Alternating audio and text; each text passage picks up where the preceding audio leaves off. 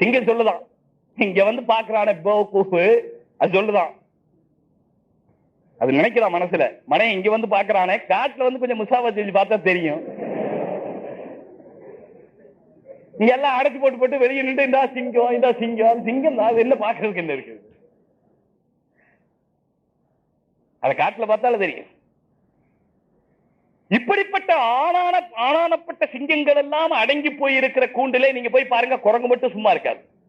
இங்க ஓடும் அங்க ஓடும், இங்க ஓடும் அங்க ஓடும், இங்க ஓடும் அங்க ஓடும், சும்மாவே இருக்காது. இல்ல என்ன வேற என்ன சேட்டை செய்ய நான் சொல்ல விரும்பல, அசிங்கமான சேட்டையெல்லாம் செய்யும்.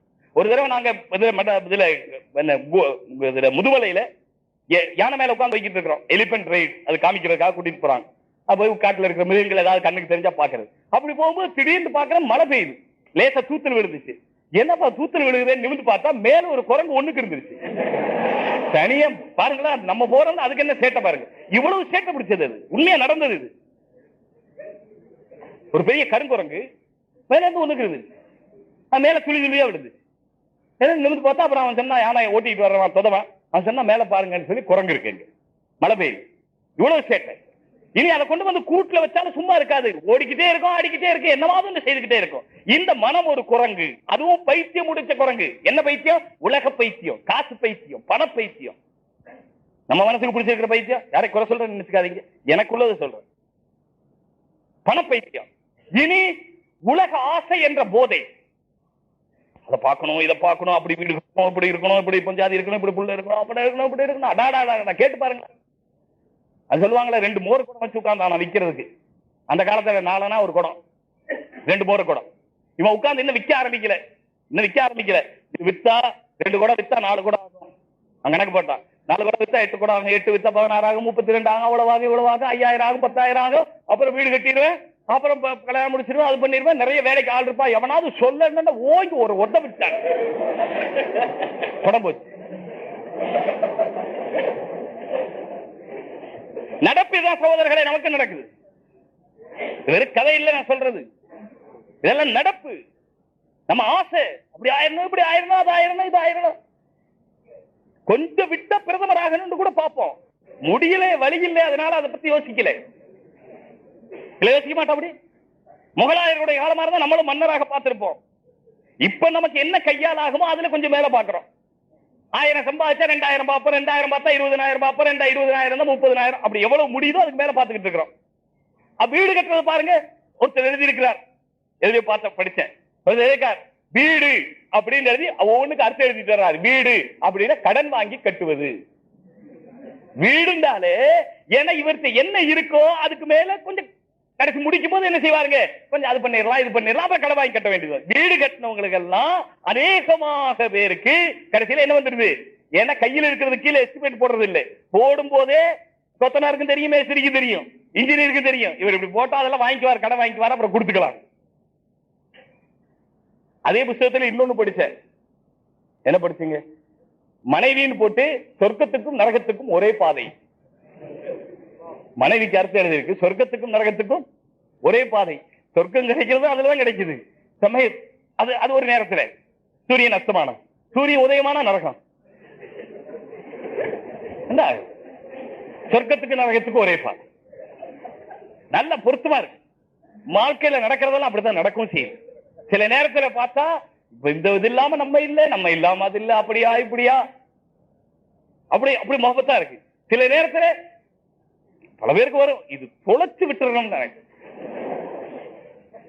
அவ்வளவு சிரமங்கள் வந்துருது. ஆனா அல்லாஹ்வுடைய கிருபையில நம்ம தீன்தார்கள் ஆனது காரணத்தினால, நம்ம வீடுகள்ல தீன் வந்துட்ட காரணத்தினால அது மாதிரியான நிலையில் நம்ம வீடுகளை வைக்கலாம். எப்படி ரசூலுல்லாஹி ஸல்லல்லாஹு அலைஹி வஸல்லம் மனைமார்களை பரிவுபடுத்துறாங்களோ அது மாதிரி வரணும்னு ஒரு நினைவு இருக்கு பாருங்க. அதன் காரணமாக வீட்டுல என்ன இருக்கிறது இல்லை, இந்த மாதிரியான சண்டை சச்சரவு, தொலைச்சு விடணும், அப்படி விடணும், இப்படி விடணும், அந்த மாதிரி பேச்செல்லாம் இருக்கிறது இல்லை. இல்லையானா உலகத்துல ரொம்ப பெரிய அதாப் சகோதரர்கள், உலகத்துல ரொம்ப பெரிய அதாப் நடந்து கொண்டிருக்கிறது. நான் சொல்ல வந்த இஹ்சான் என்று சொன்னால் அந்த நிலை 24 மணி நேர வாழ்க்கையில உண்டாகணும், ஒரு நேரம் 2 நேரத்தில் இல்லை. இந்த இஹ்சானை உண்டாக்குவதற்குத்தான் தொழுகை முதல் படி. தொழுகையில தக்பீர் கட்டி நின்ற உடனே இந்த உலகம் மறந்துடணும் சகோதரர்களே, இந்த உலகம் மறந்துடணும்.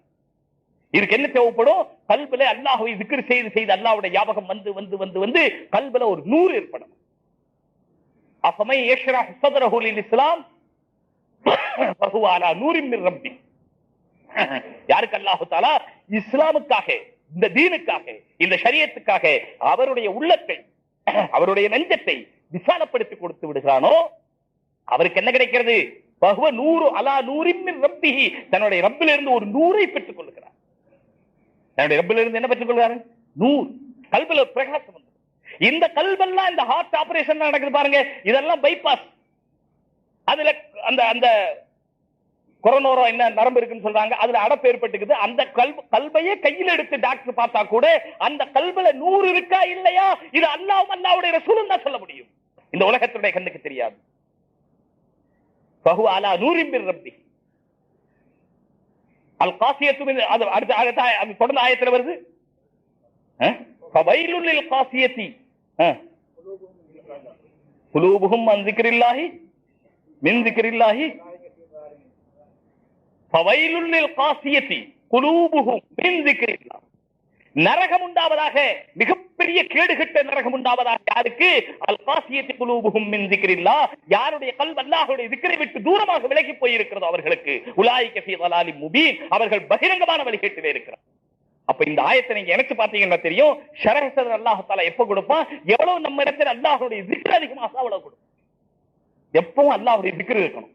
அல்லாஹ்வுடைய ஸிக்ருக்கு அர்த்தம் என்னங்க? ஒன்னு இருக்கு, ஆரம்பத்துல பழகிறதுக்கு கையை கொண்டு சுப்ஹானல்லாஹ் சுப்ஹானல்லாஹ் சொல்றது.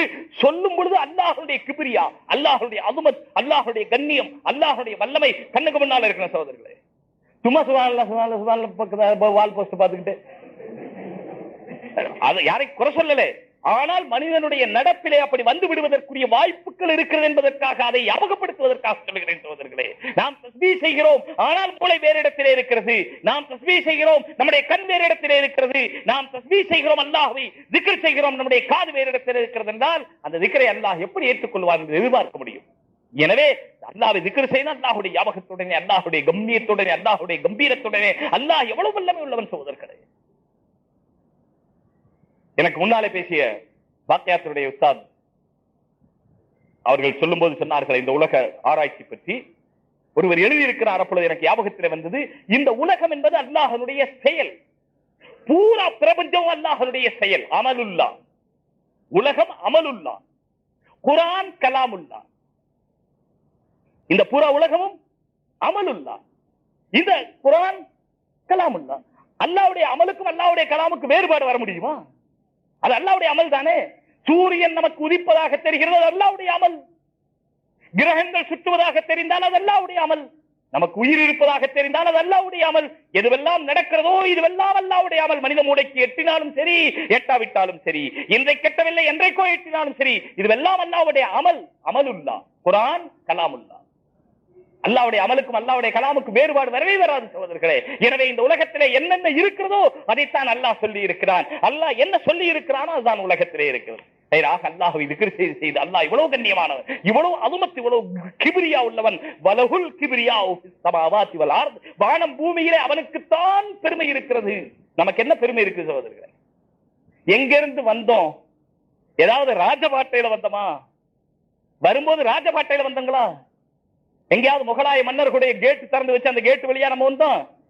சொன்னாலே வெட்கக்கேடு. மூத்திரப்பாதையிலே பிறந்தாய், மூத்திரப்பாதையிலே பிறந்தாய். இன்று மூத்திரத்தை சுமந்து கொண்டிருக்கிறாய். உள்ளே இருக்கிற ரத்தம் என்ன, பித்தம் என்ன, சளி என்ன, கோளை என்ன, விந்து என்ன, எலும்பு என்ன, குடல் என்ன? 30 அடி இருக்கிற குடலை எடுத்து வெளியே வச்சு பார்க்கணும். வயிற்றுக்குள்ள இதுக்குள்ள இருக்கு 30 அடி குடல் இருக்கு, 30 அடி நீளம். விரிச்சு எவ்வளவு இருக்குங்க? அங்க இருந்து அவ்வளவு வரைக்கும் இருக்கும். அதை எடுத்து வச்சு யாராவது மனுஷ குழந்தை எடுத்து வச்சா பக்கத்தில் நிப்பாங்களா? இப்ப பெருமையா உட்கார்ந்து இருக்கிற இந்த பெண்ணுங்க, என்ன என்ன சட்டை, இது என்ன துணி, இது பேர் தெரியல, அப்படி ஒரு துணி ஒண்ணு போட்டு, பிறகு அதுக்கு ஒரு இது ஒண்ணு போட்டு, சுப்ஹானல்லாஹ் வந்துட்டாருங்க, கீரனூரி வந்துட்டாரு. உள்ள என்ன இருக்கு சோதரர்களை? நாட்டம் தலையிலிருந்து கால் வரை. இல்ல நான் சொல்றதா நான் சொல்லுவேன், மூக்குல இருந்து வர்றது என்ன மணக்குதா? யார் மேலே லேசா தடவி விட்டா பரவாயில்லைங்க, ஜன்னத்தில் விருது சொல்லுவாங்களா? சரி, வாயிலிருந்து வர்ற எச்சி, அதாவது மூக்கு சளி, நாரவும் செய்யாது, மணக்கவும் செய்யாது, வேற அசிங்கம் தான். ஆனா எச்சி தொட்டு கொஞ்சம் மோந்து பாருங்க, இங்க இருந்துதான் ஜன்னத்தில் பிரதோஷம், ஜன்னத்தை அதுன்னு உற்பத்தி ஆகுது. யாருடைய வாயிலே இருப்பதல்ல, நம்முடைய வாயிலே இருப்பது. சகோதரர்களே, அல்லாஹ் தன்னுடைய கிப்ரியாவை காட்டுவதற்காக மனிதனுடைய வாயிலே எச்சியை நாட்டமாக படைத்திருக்கிறான். ஆனா அதே நேரத்தில் இனிப்பு, எச்சியில இனிப்பு இருக்கு, நாத்தம் இருக்கு, இனிப்பு இருக்கு. என்னுடைய குதிரத்தை அமைக்கிறான். நாத்தம் இருக்கு, இனிப்பு இருக்கு. சில பேருக்கு பித்தம் அதிகமாயிட்டா கசக்க ஆரம்பிச்சிருது இல்லையா, வாயில எது வச்சாலும் கசக்குது கசக்குதுன்னு சொல்றாங்க. அப்ப எல்லாம் வைத்தியர் என்ன சொல்றாரு, உங்க எச்சியில கசப்பு வந்துருச்சு. எச்சி கசப்பாவும் ஆகலாம், எச்சி உப்பாவும் ஆகலாம், எச்சி இனிப்பாவும் ஆகலாம். இப்ப நமக்கெல்லாம் எச்சி இனிப்பா இருக்கிறதுனாலதான் அந்தந்த பொருளை வச்சா அந்தந்த ருசி நல்லா தெரியுது. இல்ல எச்சி கசப்பாயிருச்சு, வாயில வச்சா எதை வச்சாலும் கசப்பா தெரியும். டீ குடிச்சாலும் கசப்பா தெரியும், பால் குடிச்சாலும் கசப்பா தெரியும், சோறு சாப்பிட்டாலும் கசப்பா தெரியும், கடைசியில வாழ்க்கையே கசப்பா தெரியும். அப்படி ஆயிட்டான். அதுக்கு பதிலா அல்லாஹ் தஆலா எச்சி இனிப்பாவும் ஆக்கி இருக்கிறான், அதே நேரத்தில் நாத்தமாவும் ஆக்கி இருக்கிறான். துரியா பழம்னு ஒரு பழம் இருக்கு, துரியா பழம்னு ஒரு பழம் இருக்கு, இங்கேயும் கிடைக்குது. ஆனா அதாவது கொஞ்சம் விலை கூடுதலா இருக்கிறதுனால ரொம்ப கம்மி உற்பத்தினால பெரிய பெரியவங்களும் வாங்குறாங்களா இருக்கு. நீலகிரியில உற்பத்தி ஆகுது, ரொம்ப கம்மியா கிடைக்கும். சிலோன்ல நிறைய கிடைக்குது, பர்மாவில நிறைய கிடைக்குது, அது மாதிரி சிங்கப்பூர்ல கிடைக்குது. துரியாம்பழம் சின்ன பலாப்பழம் மாதிரி சின்னதா இருக்கு. அதை அறுத்து வச்சுட்டா நாத்தமா நாத்தம் சொல்ல முடியாது சகோதரர்களை. முதல்ல நான் சிலோன் போயிருக்கும் போது ஒரு இடத்துல ஒரு ரூம்ல கொண்டு வந்து வச்சுட்டாங்க. நான் படுத்திருந்த கொஞ்ச நேரத்தில் முடிச்சு பார்த்தா ரூமே நாருது, இன்னும் அறுக்கல பழம், ரூமே நாருது. என்னங்கன்னு கேட்டா துரியாம்பழம் உங்களுக்காக கொண்டு வந்திருக்கு, வேண்டாங்க இந்த விவகாரமே வேண்டாங்க. அப்புறம் சொன்னாங்க இல்லங்க நீங்க சாப்பிட்டு பாருங்க, சாப்பிட்டா நல்லா இருக்கு. என்னங்க நாருது விடவே அவங்க சாப்பிட சொன்னாங்க. சாப்பிட்டதுக்கு பிறகு இப்ப சமீப காலத்துல எத்தனை தடவை சிலோன் போறோமோ போகும்போதே பாத்துக்குவோம் துரியான் கிடைக்கிற சீசனா இல்லையா பார்த்துதான் போறது. போன உடனே அதுக்கு ஆள் இருக்கிறாங்க, சொல்லிட்டு வாங்கி கொடுப்பாங்க. துரியா கொண்டு வந்திருக்கேன். நாத்தம் ஆனால் சுவை சகோதரர்களே, நாறுகிறது ஆனால் ருசிக்கிறது, நாறுகிறது ஆனால் ருசிக்கிறது. என்ன அல்லாஹ்வுடைய குதிரத். இதையெல்லாம் நினைக்கிறேன், இதெல்லாம் எதுக்கு சொல்லணும்? அல்லாஹ்வுடைய குதிரத்தை எப்படி பாக்கியாத் உஸ்தாத் அவங்க சொன்ன மாதிரி, அப்துல் ஹமீத் சொன்ன மாதிரி இன்னும் நிறைய சொல்லணும். இன்ஷா அல்லாஹ் எனக்கு பிறகு அதிர்த்து சொல்லுவாங்க. நிறைய விஷயங்கள் சொல்லணும். அல்லாஹ்வுடைய குதிரத்தை நினைச்சு பார்த்தோம்னு சொன்னா உச்சியிலிருந்து உள்ளங்கால் வரை அல்லாஹ் தஆலா என்ன அற்புதமாக படைச்சிருக்கான். நம்ம உடம்புல நாத்தம் படைச்சிருக்கிறான். வேர்வை நாரும், காதுல இருந்து எடுத்தா அதுக்கு என்னங்க பேரு? காது குடைகிறது இருக்கு, அதை விட்டு எடுத்தா உள்ள இருந்து வரும், அதுக்கு என்ன பேரு? காது பீன்னு தான் பேர் இருக்கு. பீண்டா ஒண்ணு அசிங்கம் இல்லை, நம்ம சொல்லி சொல்லி அசிங்கமா போச்சு. பீண்டா அதாவது அழுக்குன்னு அர்த்தம். நீங்க தமிழ் அகராதியில் எடுத்து பாருங்க, பீ என்றால் அழுக்கு, காதுடைய அழுக்குன்னு அர்த்தம், அவ்வளவுதான். ஆனா நம்ம அதை வேறைக்கு சொல்லிட்டதுனால சின்ன குழந்தைக்கு அப்படி சொல்லி அசிங்கமா போச்சது. இல்லைன்னா காதுல எடுக்கிறது அது பீண்டு தான் பேர். மூக்குல இருந்து வர சளியும் அப்படித்தான். கண்ணுல கட்டுற பூளை அல்லது தமிழ்ல நல்ல தமிழ்ல பீழை. இந்த பீழை இருக்குங்களா இந்த ஓரத்துல கட்டிக்குது, சில பேருக்கு கண்ணு வலி வந்துச்சு கட்டிக்குது. இப்ப அவர் நம்ம முன்னால வந்துட்டார், அவர் நம்மகிட்ட பேசுறார், அவருக்கு தெரியாத கண்ணுல பூளை இருக்கிறது. இப்ப நம்மகிட்ட பேசும்போது ஆமாங்க, நம்ம அவரை முகத்தை பாக்குறது இல்ல, ஆமாங்க சரிங்க அப்ப நான் வரட்டுங்களா, ஏங்க அவரை பார்த்தா என்னங்க என்னங்க அவர் மேலேயே தடவிட்டாரு, உங்க மேலேயே விழுந்துட்டாரு, சும்மா ஒரு கண்ணுல பீழை இருக்கு, இதை பார்க்க கூட நீங்க சகிக்கலையே. யோசிச்சு பாருங்க கொஞ்சம். கண்ணு வலி வந்த ஆள் முன்னால வந்து நின்றா எப்படி இருக்கும்? வாழ்க்கையில் அதை விட அசிக்க வேற எது இருக்கிறது? நமக்கு தான் வர்றது. கல்ல வர்ற பீழையும் நமக்கு தான், காதுல வர்ற பியும் நமக்கு தான், கல்ல வர்ற மூக்குல வர்ற சளியும் நமக்கு தான், வாயில வர்ற எச்சி நமக்கு தான், பிறகு உடல்ல ஊடுற வேர்வை இருக்கு பாருங்க.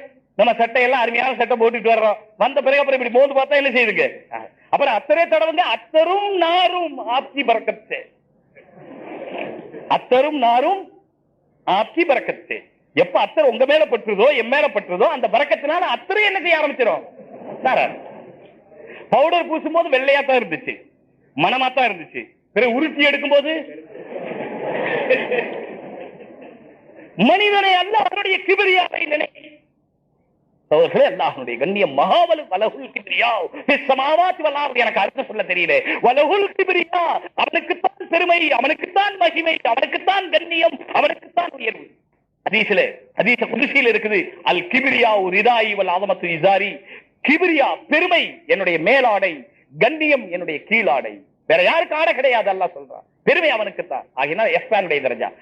சகோதரர்களே, இது நம்முடைய ஆன்மீகத்தை வளர்க்கறதுக்கு இஹ்சானுடைய தரஜா உண்டாக்கி கொள்ளணும். எப்போ அல்லாஹ்வுடைய ஞாபகம் இருக்கணும், பழக்கணும், நம்ம நஃப்ஸ பழக்கணும். வன்னஃப்ஸு கத்திஃபிலின் துஹ்மில்ஹு ஷப்பா அலா ஹுப்பிர் ரவாஇ வ இன் துஃப்திம்ஹு யன்ஃபதிமி. பூசிரி ரஹ்மத்துல்லாஹி அலைஹி வஸல்லம் நஃப்ஸ் இருக்கிற குழந்தை மாதிரி, பிறந்த குழந்தை மாதிரி.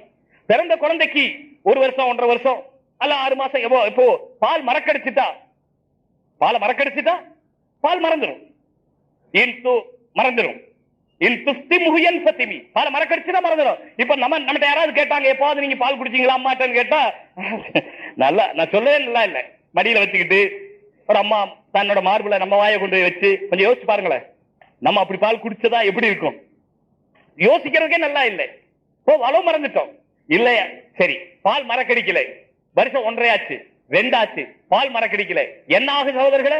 பால் மறக்கடிக்காம விட்டா பால் இன்னும் அதிகமா ஊற ஆரம்பிக்கும். தமிழ்ல நம்ம வீடுகள் சொல்லுவாங்க, குழந்தை நடக்க ஆரம்பிச்சுட்டா நடபால் விழுகும். நடபால், குழந்தை நடக்க ஆரம்பிச்சா டபுள் பால் வரும். தாய் பால் ஊறிக்கிட்டே இருக்கும், பால் குடிக்கிற வரைக்கும் வந்துகிட்டே இருக்கும். இந்த காலத்துல எல்லாம் வத்தி போய் கிடக்குது, அதனால வரல, அது வேற விஷயம். பால் வத்தி போச்சுங்க, அவ்வளவுதான், அதனால வரல, அது வேற விஷயம். அதனால பால் பவுடர் மாவு இருக்கு பாருங்க, அமுல் ஸ்ப்ரே, லாக்டோஜன், அதுல எழுதி இருக்கும் குழந்தைக்கு தாய்ப்பால் நல்லது. இவன் போடுறான் நமக்கு குடிக்கிறதுக்கு, குழந்தை குடுக்கிறதுக்கு. அதனால சாராய கடையில தான் போட்டிருக்கோம் குடியை கெடுக்கும், சிகரெட் பாக்கெட்ல தான் போட்டிருக்கோம் smoking is injurious to health, குடிக்காதே உடல் நலத்துக்கு கேடுங்க, எல்லாம் அதெல்லாம் போட்டிருக்கோம். ஆனா அதை படிச்சுக்கிட்டே தான் குடிச்சுக்கிட்டு இருப்பார். சாராய கடையில குடி கெடுக்கும் அவன் படிப்பான், அவன் குடிச்சு படிப்பான். அதை உலகத்துல பைத்தியகாரத்தனமா போச்சு. அடே நீ வேற எங்கேயாவது எழுது குடியை கிடைக்கும், குடிக்கிற கடையில குடியை கிடைக்கிறா, இவனை குடிச்சிட்டு படிக்கிறான். சிகரெட் பாக்கெட்லயே இருக்குது, சிகரெட் பாக்கெட்லயே இருக்குது, அதை எடுத்துக்கிறாரு, குடிச்சுக்கிறாரு, பாத்துக்கிறாரு. அரபு நாட்டுல கூட இருக்கு, அரபியில் எழுதியிருக்காங்க, அது கேன்சர் உண்டாக்குதுன்னு எழுதியிருக்காங்க. அவன் படிச்சு குடிச்சுட்டு தான் இருக்கான், குடிக்கிறவங்க விடுறது இல்ல. உலகத்துல இது ஒரு அபூர்வமான செயலாக தெரியுது உலகத்துல. இதே போல பால் மாவு பவுடர் டப்பால தான் போட்டிருக்கு. என்னென்ன ஒரு பெண் படமும் போட்டு, அந்த பெண் குழந்தைக்கு பால் கொடுக்கிற மாதிரி படமும் போட்டு, தாய்ப்பாலே சிறந்தது. ஆனா நீங்க வாங்க இந்த பால் மாவு, உலகத்துல அப்படி ஆகி போச்சுங்கிறது வேற விஷயம். ஆனால் நடைபால் விழுந்துட்டால் குழந்தைக்கு பால் ஊறிக்கிட்டே இருக்கும். பிறகு எத்தனை வருஷம் ஆனாலும் குழந்தை பால் விட வைக்கிறது ரொம்ப கஷ்டம், விடவே விடாது. குழந்தைக்கு விவரம் தெரிஞ்சுட்டா பால் விடாது. விவரம் தெரியாத காலத்துல பாலை மறக்கடிச்சிடலாம், ஏதாவது செய்து வேப்பன தடவி, அது தடவி, இது தடவி, என்னவா செஞ்சு மறக்கடிச்சிடலாம். விவரம் தெரியாம இருந்தா மறக்கடிச்சிடலாம், விவரம் தெரிஞ்சா மறக்க முடியாது. இதே போல குழந்தை, நம்முடைய நப்ஸ் இருக்கிறதே, அது குழந்தை போல. நம்ம இந்த பாவத்தை செய்யக்கூடாதுன்னு முடிவு பண்ணி அதை மறக்கடிச்சுதான் மறந்துடும். இல்ல அது ஒரு தடவை கேட்டுச்சு, பாவம் செஞ்சீங்க, 2வது தடவை கேட்டுச்சு, அப்புறம் செஞ்சீங்க, என்ன கேக்குது, நப்ஸ் கேக்குது, சரி என்ன செய்யறதுன்னு செஞ்சீங்க. இப்படி செய்துகிட்டே பழக்கமா போச்சு, இனி விட முடியாது. இப்ப கேட்பீங்க பழகிட்டமே என்ன செய்யறது? நிறைய பழகிட்டமே என்ன செய்யறது? இப்போ அதேதான். யார் உறுதியோடு நிற்கிறார்களோ, இந்த பழக்கத்தை நான் மாற்றியே தீர வேண்டும், இந்த பாவத்தை நான் விட்டே தீர வேண்டும், அல்லாஹ்வுடைய கிபிரியா, அல்லாஹ்வுடைய அதுமத்தை நினைத்து செய்தால் அல்லாஹ் தஆலா அதை மறக்கடிக்க செய்து விடுவார். சகோதரர்களே, அப்படி தங்களுடைய ஆன்மாவை சுத்தப்படுத்துவதுடனே அடுத்து நாம் செய்ய வேண்டியது, நாம் சுத்தப்படுத்திய ஆன்மாவோடு குடும்பத்திலே பழக வேண்டும். சுத்தப்படுத்திய ஆன்மாவோடு, அந்த ஆன்மீக தன்மையோடு நம்முடைய வியாபாரத்திலே இருக்க வேண்டும், நம்முடைய குடும்பத்திலே இருக்க வேண்டும், நம்முடைய தொழிலிலே இருக்க வேண்டும், நம்முடைய நடைபாதைகளிலே இருக்க வேண்டும், நம்முடைய விவசாயத்திலே இருக்க வேண்டும், நம்முடைய வியாபாரத்திலே இருக்க வேண்டும். நாம் எங்கே போகிறோமோ அங்கே எல்லாம் நாம் நம்முடைய ஆன்மீகத்துடனே இருக்க வேண்டும். என்ன அர்த்தம்? அந்த இஹ்சானுடைய நிலையுடனே இருக்க வேண்டும். குடும்பத்தில் மனைவிட்ட பழகும் போதும் மார்க்கம் ஆன்மீகத்தை தனியா குடும்பத்தை தனியா பிரிக்கல. மனைவியோடு, மனைவி இல்லாம வாழுங்கன்னு சொல்லல. நீங்க ஆன்மீகத்தில் சிறந்தவர்களாகிறதுக்காக மனைவி இல்லாமல் துறவிகளாக வாழுங்கள் என்று இஸ்லாம் சொல்லல. லா ருஹ்பானியத் ஃபில் இஸ்லாம், இஸ்லாத்திலே ருஹ்பானியத் கிடையாது, துறவரம் கிடையாது. துறவரம் என்ன? மனைவி இல்ல, கல்யாணம் இல்ல, நான் என்னவா இருக்கிறேன், சன்னியாசியா இருக்கிறேன், நான் சாமியாரா இருக்கிறேன், நான் பூசாரியா இருக்கிறேன், இல்ல நான் பாதிரியா இருக்கிறேன். அப்படி கடைசியில வரும் அந்த திருச்சிக்கு பக்கத்துல என்னமோ நடந்து பாருங்க, அது மாதிரி. இப்ப இங்க ஒரு பேப்பர்ல பார்த்தேன், சோனகிரியில ஆம்பளை சாமியாரா பொம்பளை சாமியாரா கர்ப்பம் ஆயிருச்சான். சாமியாருக்கு கர்ப்பம், அது 2 பேர். இதே போல பாதிரிக்கு கூட, போப்பா இருந்த ஒருத்தருக்கு கூட முன்னால காலத்துல ஒண்ணு நடந்துருச்சு, பிறகு சேலத்துல ஒண்ணு நடந்துச்சு, எல்லாம் தெரியும், உங்களுக்கு எல்லாம் தெரியும். நான் வேற சொல்றேன், இதெல்லாம் நான் கல்யாணம் செய்ய மாட்டேன் என்று இருக்கிறவர்கள், பசிக்குதுங்க சாப்பிடாம எப்படிங்க இருக்க முடியும்? பசி அல்லாஹ் உண்டாக்குறது, சாப்பாடு அல்லாஹ் உண்டாக்குறது. பசித்தால் சாப்பிடுங்கள், அல்லாஹ் சொன்னபடி, அதான் விஷயம். வயது வந்தால் திருமணம் செய்யுங்கள், அல்லாஹ் சொன்னபடி. சகோதரர்களே, ரசூலுல்லாஹ்வுடைய வாழ்க்கை பாருங்க. ஜஸா துகூலஹு பிஸலாஸதி அக்ஸாம், ஷமாயில திருமதியில் இந்த ரிவாயத் இருக்குது. ரசூலுல்லாஹி ஸல்லல்லாஹு அலைஹி வஸல்லம் தீனுடைய வேலை செய்து கொண்டே இருக்கிறாங்க, மதீனாவுல பிரச்சாரம் செய்து கொண்டே இருக்கிறாங்க, மஸ்ஜிதில் இருக்கிறாங்க, ஜனங்கள்ட்ட போறாங்க. வீட்டுக்கு வருவதற்கு ஒரு நேரம் வச்சிருந்தாங்க. அதே நேரத்தில் ஹஜ்ரத் ஸைத் இப்னு சாபித் ரலியல்லாஹு தஆலா சொல்றாங்க, இதா ஸக்கர்ன துன்யா ஸக்கர்னல் ஆகிரத ஸக்கர்னல் ஆகிரா மானா வைதா ஸக்கர்ன துன்யா ஸக்கர துன்யா மா ஸக்கரஹா மானா வைதா ஸக்கரத் தாம ஸக்கரஹு மானா.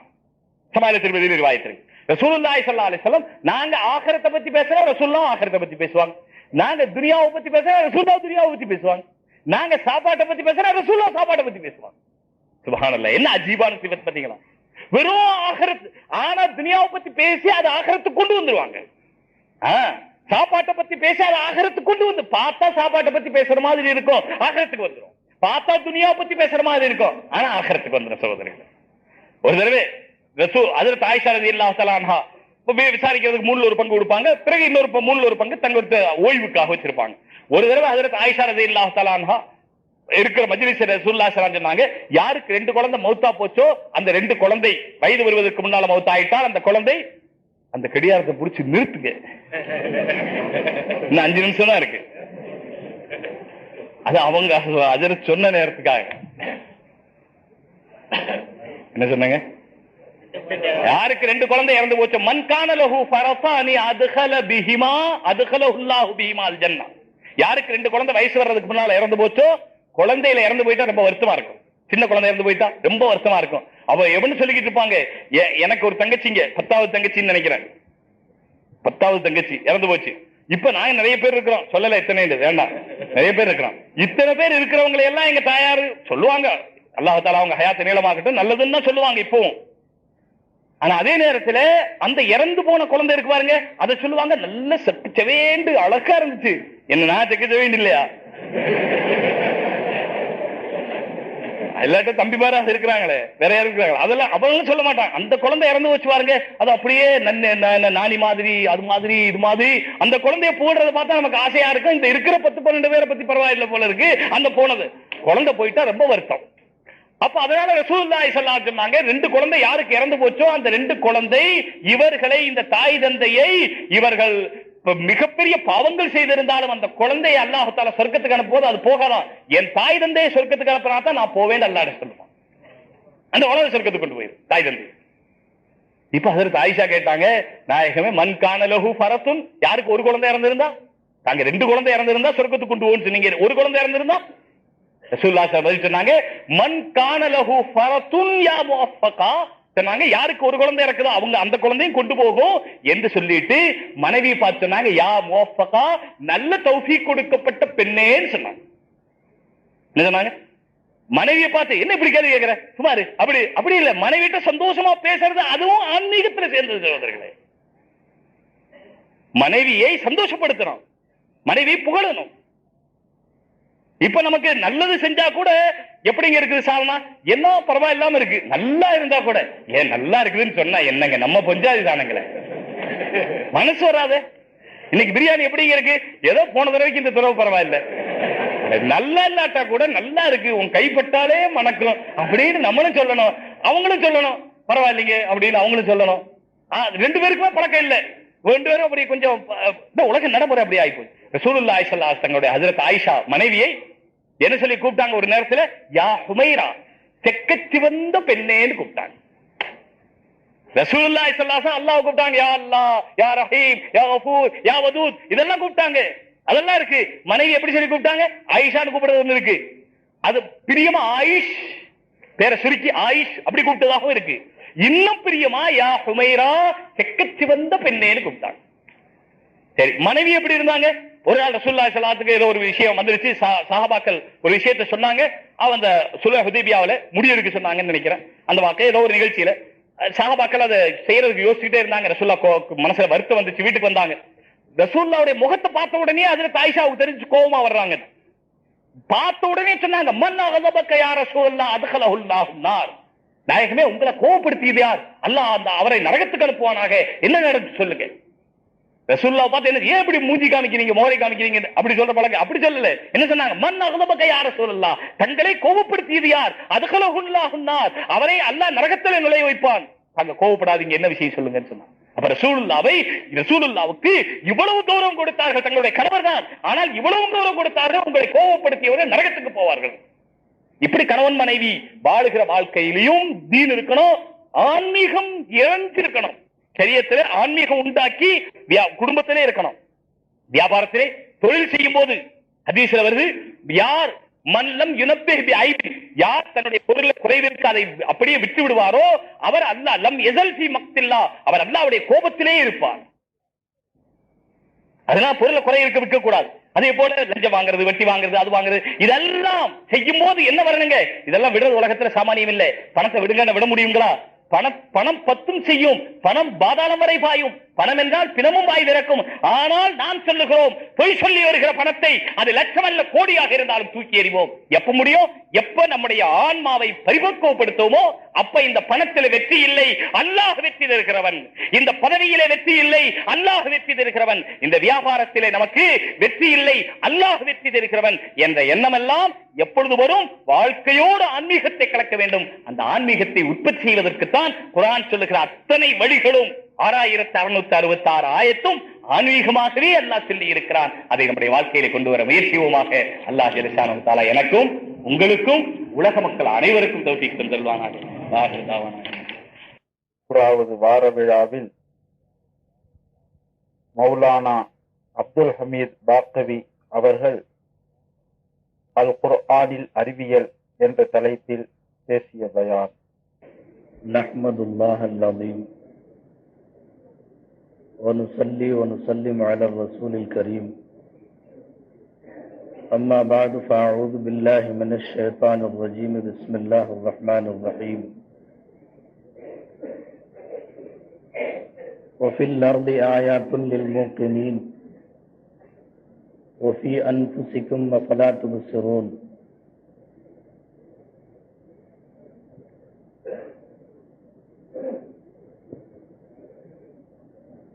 وقال النبي صلى الله عليه وسلم تفكر ساعة خير من 1000 ركعة أو كما قال عليه الصلاة والسلام.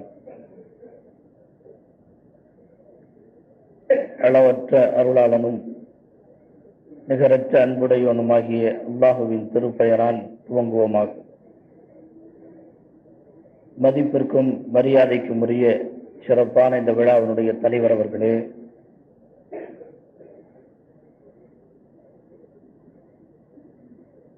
300 வாரங்கள் எண்ண முடியாத கருத்துக்களை அள்ளித்தடித்து மீண்டும் மக்கள் மத்தியிலே ஆர்வத்தை ஊட்டுவதற்காக வேண்டி இப்படி ஒரு விழாவினை ஏற்பாடு செய்து அடக்கத்தோடு அமர்ந்திருக்கிற கண்ணியத்திற்குரிய இந்த பள்ளியினுடைய முன்னவர் ஹஜ்ரத் அவர்களே,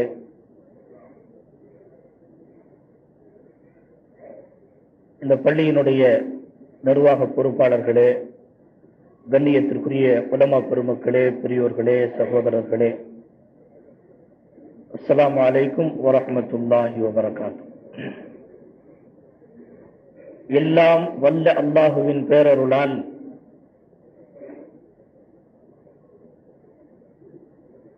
குர்ஆனுடைய விளக்கங்களை பற்றி தெரிந்து கொண்டிருக்கிற, தெரிய வேண்டும் என்ற ஆர்வம் கொண்டிருக்கிற மக்கள் மத்தியிலே நான் எழுந்திருந்து பேசுகிறேன் என்பதை நினைக்கிற போது நான் பெருமைப்படுகின்றேன்.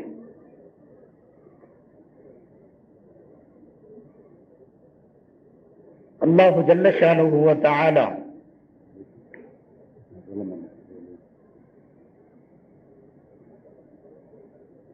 இந்த குர்ஆனில் பல்வேறு கலைகளை, கருத்துக்களை உள்ளடக்கி இருக்கிறான்.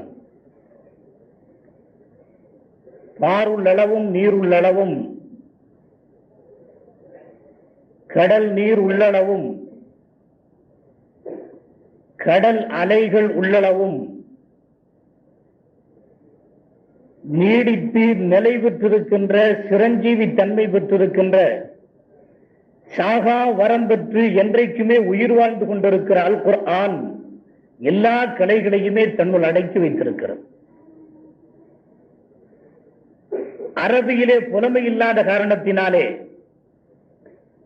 ஆழ்ந்த அறிவு அதை பற்றியது நம்மிடத்திலே இல்லாத காரணத்தினாலே சிந்திக்க முடியவில்லை என்பதுதானே தவிர சிந்திக்க மாட்டோம் என்று சொல்லக்கூடியவர்கள் நாம் அல்ல. சிந்தியுங்கள் என்று அல்லாஹு சொல்லுகிறான். உங்களையே நீங்கள் சிந்தித்து பாருங்கள். அல்லாஹுவை பற்றிய கருத்துக்கள், அத்தாட்சிகள் உங்களுக்கு தெரியும். நீங்கள் வாழுகின்ற பூமியை சிந்தித்து பாருங்கள். அல்லாஹ்வை பற்றிய அத்தாட்சிகள் உங்களுக்கு கிடைக்கும். வஃபில் அர்தி ஆயாத்துல் லில் மூகினீன். உலகத்தை படைத்தவன் இறைவன் அல்லாஹு ஜல்ல ஷானுஹு வ தஆலா. படைக்கப்பட்ட அனைத்து பொருள்களுமே அவனை பற்றி துதிபாடிக் கொண்டே இருக்கின்றன. விஞ்ஞானத்தை எடுத்துக்கொண்டால், இயற்கையை எடுத்துக்கொண்டால், இந்த உலகத்தினுடைய சூழ்நிலைகள் அனைத்தையும் எடுத்துக்கொண்டால் அது அல்லாஹ்வை பற்றி பறைசாற்றிக் கொண்டே இருக்கின்றது. Nature and science about speak about of God என்று சொல்லுகிறார்கள். ஸ்பீக் அபவுட் காட், கடவுளை பற்றி, அல்லாஹ்வை பற்றி இயற்கையும் விஞ்ஞானமும் சொல்லிக்கொண்டே இருக்கிறது, பேசிக்கொண்டே இருக்கிறது. ஃபீ குல்லி ஷைஇன் லஹு ஆயத்துன் ததுல்லு அலா அன்னஹு வாஹித். உலகத்தில் படைக்கப்பட்ட எல்லா பொருள்களிலேயுமே அவன் ஒருவன் தான், அந்த அல்லாஹ் ஒருவன் தான் என்பதற்கான அத்தாட்சிகள் இருந்து கொண்டே இருக்கின்றன. படைக்கப்பட்ட எல்லா பொருள்களுமே இரட்டை தானே தவிர ஒத்தை என்பது கிடையாது. ஒன்றே ஒன்று ஒத்தையான ஒரு பொருள் உண்டு என்று சொன்னால் அது அல்லாஹ் ஒருவன் தானே தவிர